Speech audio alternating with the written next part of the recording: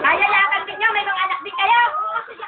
Kaya nga sabi ay namin na nakikita ang ganyan. Hindi mo rin nakikita ng iyong anak. Ang trabaho. Pumamita. Bakit yung pinakakalma ng mga anak-anak ka nila? Mukha na ka nila. Ako eh, ang ayos na yan. Ayos ang tata ka. Ano kayo? Ano? Ako ay yung aanohin. Dapat kapagdahin. Ako, hindi mo ba sa mga sa mga ka?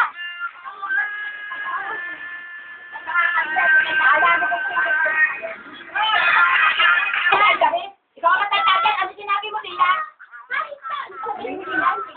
Sige nga. Sige nga. Ikaw? Ako ay igalang at ako'y matanda. Hindi ko lang pala. Bakit? Sino nagpumili kayo? Ay mga ingitera. Mga ingitera. May bakit?